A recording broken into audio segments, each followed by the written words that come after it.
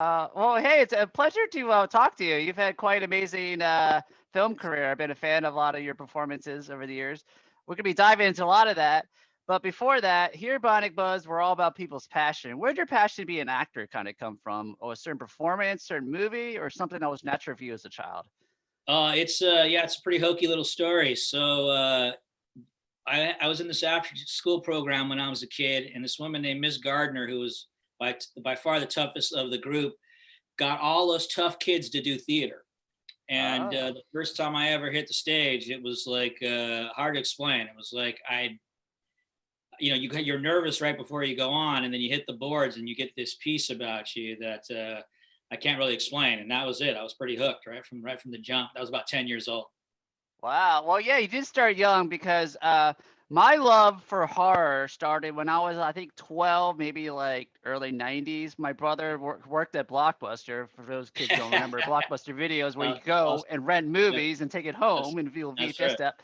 And he brought home Children of the Corn, and it just That's blew my mind. It's always been my favorite horror movie of all time, maybe because it was Oh, the first one, but obviously you were a performance in it as a kid. And do you have any fun stories from like being from that? That was a oh, great sure, movie. sure, of course, of course.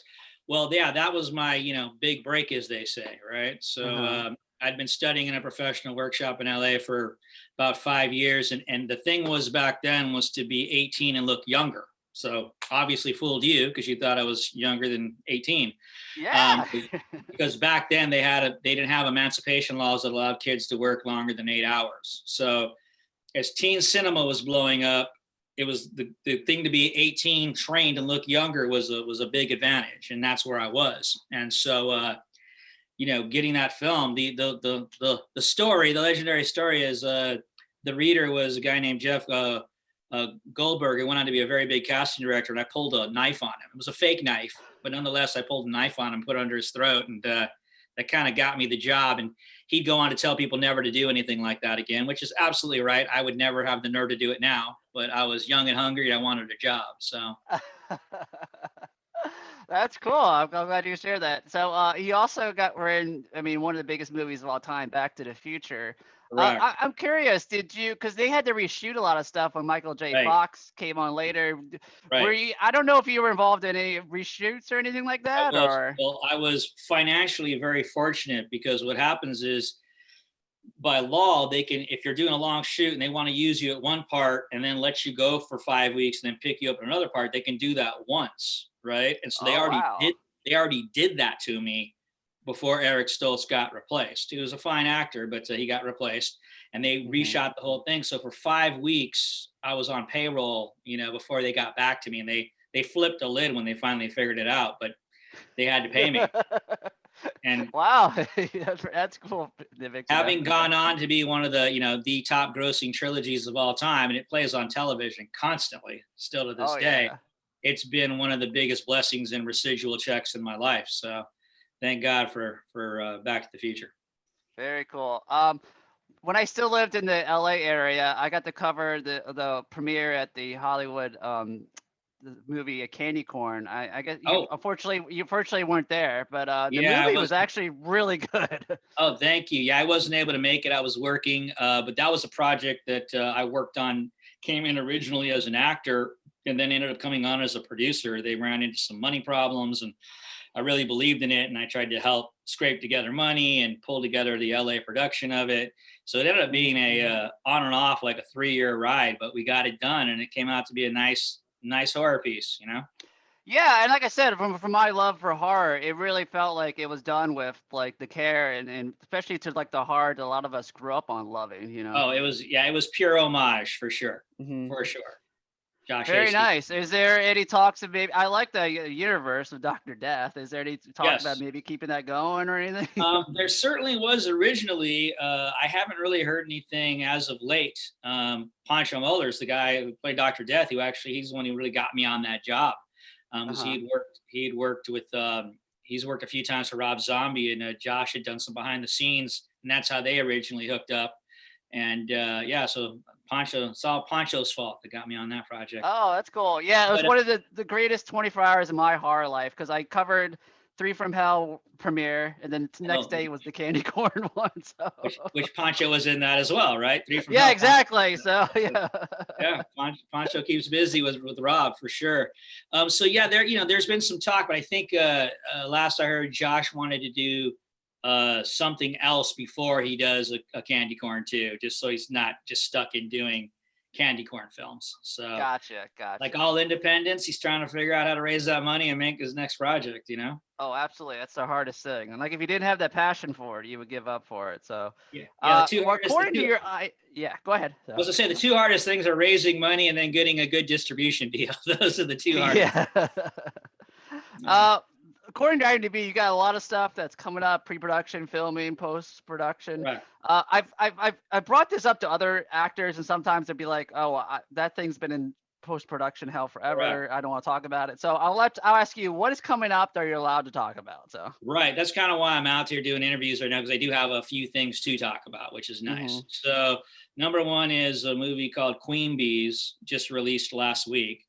And I do a cameo in that, but the really cool part about that is I get to work with Ellen Bernstein, Anne Margaret, Jane Curtin, and Loretta Devine all in a scene together. Oh, wow. So just cool. 4 iconic actresses in their own right, and ended up being a great experience, had a lot of fun. And surprisingly, it's in the trailer. So my scene is, out there all the time right now, which I just didn't expect, being that it was a small role, but it was a very fun role and a very funny moment for them. So it's been that's been great, and so that's out on limited theatrical. It's out on like 1,000 theaters theatrically, and then it's also on VOD right now. So that's one. Very cool. Two is I have a movie called River coming out July 13th, also by Gravitas Films, same company picked them up.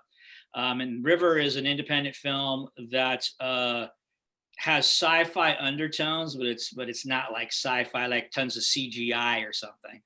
And it takes place in a very small town, and the character I play in that is the lead girl's sort of like, you could say, surrogate father, who also is kind of her shrink. And so it's a really nice, have a nice long beard. So you play Dr. Michael Glenn. Huh? Correct. So it's a very different role for me. Not my, our let's just say not my usual bad guy role. Let's say that. Gotcha. So and that's come out very good, and looking forward to that coming out.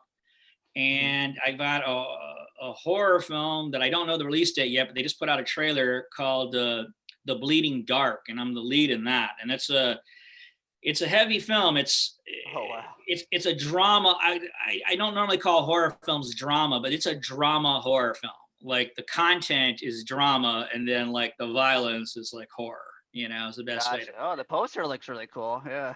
Yeah, and so emotionally, it was a challenging role. And the basic premise is my wife gets killed, we get robbed, my wife gets killed in our house, my son blames me, I'm depressed, and then he starts getting sort of possessed by her. And when people come to the house, it doesn't go so well. So, but the relationship between he and I is very, very intense, and very dramatic, which of course as an actor, you like to dig into things emotionally. I mean, I think that's what separates me, the men from the boys in the work, as it were. And so that's, I don't know a release date on that, but like I said, a trailer came out. So that's 3 movies. And then the other thing I've been out pushing and doing that I'm also passionate about is music. So yeah, I guess there's guitars behind you. Yeah.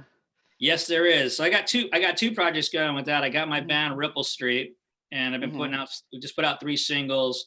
The last one was called Would You, which is heavy, kind of like Black Sabbath-y kind of vibe. Oh, and I like that. We got 2 more singles to put out with that, and then that will be the EP. So that'll be done in the next couple months. And then I also started a solo project, putting out some of my solo stuff. And it's the complete opposite of that band. The stuff I'm putting out right now is called Acoustic Gains Vol.1. And it's all just very acoustic, very mellow stuff I've written over the years that I think just is a better and acoustic vibe. So kind of got 2, like my acting, hopefully 2 extremes going on with my work. So, when did you start playing guitar? Was this like at a young age too, or something came later? Yeah, I started doing music around the same time I started taking professional classes, which was about 13. And I've been in bands in LA over the years and such. And but I've never had the the backing that say I've had as an actor. I've always had representation, someone to push me out there. I've never really had that musically. And I think I was always kind of waiting for that to come to pass. And I'm at an age now where I'm just like, that ain't happening.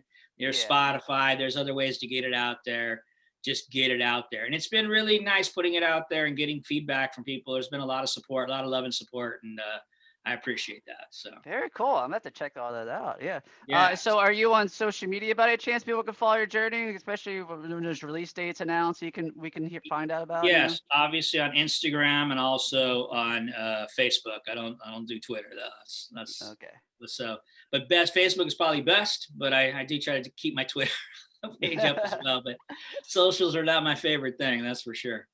Not gonna lie. Well, do you ever do really live performances or anything? Maybe because I think you do a lot of horror cons and stuff. Maybe you could like do like an after party, like acoustic show or something like that. I think if they were, I just don't think an acoustic show would go over with that crowd. But if they were willing, though, you know. Yeah, I don't know. I've done a lot of horror cons.